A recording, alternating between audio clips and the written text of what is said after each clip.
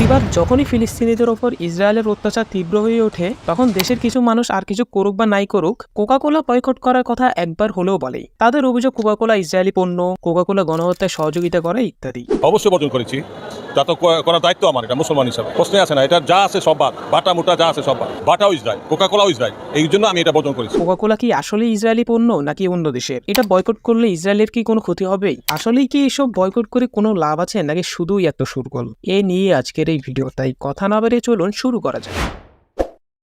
Israel প্রতিষ্ঠিত হওয়ার আরও প্রায় ৬০ বছর আগে থেকেই কোকাকোলা ছিল। এর মানে কি কোকাকোলা ইসরায়েলের পণ্য নয়, অথবা এর সাথে ইসরায়েলের কোনো সম্পর্ক নেই? এখন পর্যন্ত পাওয়া তথ্য অনুযায়ী কোকাকোলা ইসরায়েলি পণ্য নয়, তবে এর মানে এটাও নয় যে ইসরায়েলের সাথে এর কোনো সম্পর্ক নেই। কোকাকোলার সাথে ইসরায়েলের সম্পর্ক আছে, এবং এটা যদি আর ৫টা কোম্পানির মতো শুধু ব্যবসায়িক সম্পর্ক হতো তাহলে তেমন কোনো সমস্যা ছিল না। কিন্তু আমাদের বুঝতে হবে কোকাকোলারও অবদান আছে সরাসরি ফিলিস্তিনিদের ওপর অত্যাচার করা অথবা অত্যাচারে সহযোগিতা করা। কোকাকোলা তাদের মিসলিডিং হোয়াইট ওয়াশিং বিজ্ঞাপনে দাবি করে ফিলিস্তিনে কোকের ফ্যাক্টরি আছে। ফিলিস্তিনে তো কোকের ফ্যাক্টরি আছে। এর মানে কোকাকোলা ইসরায়েলকে সমর্থন করে না। এই অ্যাডভার্টাইজমেন্টে অভিনয় করে শিমুল এবং জীবন। এরা মূলত ব্যাচেরা পয়েন্ট এবং অন্যান্য বস্তিমার্কা নাটকে অভিনয় করে। যাদের কিছু বিনোদনের নমুনা দেখুন। একদম সহবাস করে দেবো। ওই শিমুল কা এটা বুড়া কা ওই হালার বিটি কিন্তু 4টা। ছোট ভাই ওই আমার পরে খাইয়া দিছস। ওই আমি সব মিলে কিছু করে না, ওই আমার ওয়াশ করে।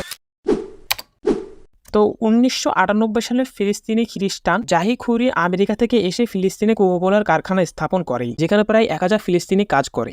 মানে হ্যাঁ, এই ক্ষেত্রে কোকাকোলা ফিলিস্তিনিদের কিছুটা উপকার করছে।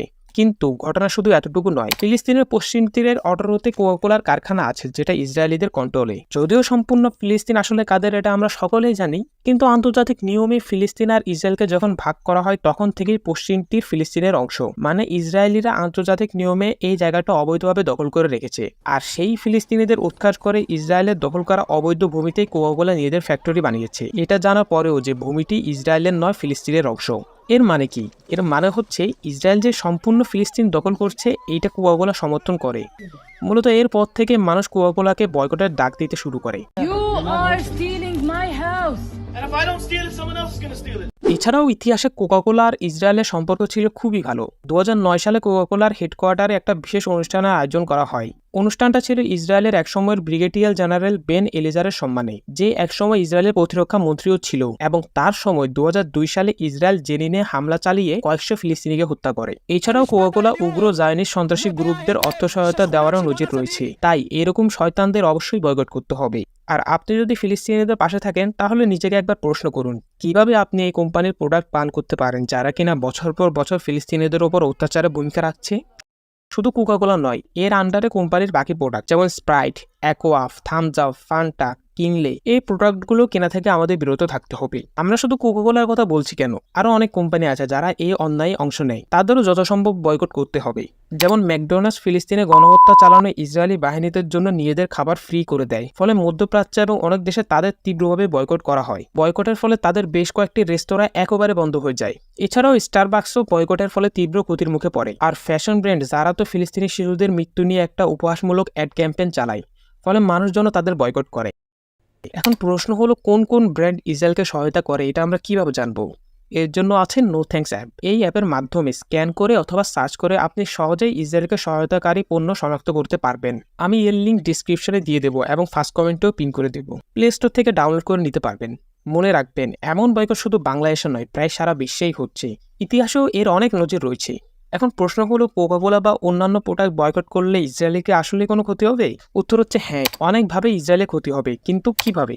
যেমন তাদেরকে এভাবে বয়কট করার ফলে তারা পরবর্তীতে ইসরায়েলের মধ্যে বিনিয়োগ করতে সাহস পাবে না, ফলে ইসরায়েলের অর্থনীতি ক্ষতিগ্রস্ত হবে। যেমন বিখ্যাত স্পোর্টস ব্র্যান্ড পুমা তীব্র সমালোচনার মুখে পড়ে ইসরায়েলি ন্যাশনাল ফুটবল টিম থেকে নিজেদের স্পন্সরশিপ তুলে নেয়। এরপর একটা জিনিস খেয়াল করবেন, আপনি সোশ্যাল মিডিয়াতে যতই ইসরায়েলের বিরোধিতা করেন না কেন, বাস্তব জীবনে ইসরায়েলের বিরুদ্ধে যদি কোনো পদক্ষেপ না নেন তাহলে মানুষজনের মনে এটা তেমন কোনো প্রভাব পড়বে না। ফলে ফিলিস্তিনিদের দুঃখ দুর্দশার কথা অনেক মানুষ হয়তো জানতেই পারবে না। তাই মানুষ যখন দেখবে আপনি নিত্য প্রয়োজনীয় পণ্য বয়কট করছেন তখন তারাও সচেতন হবে।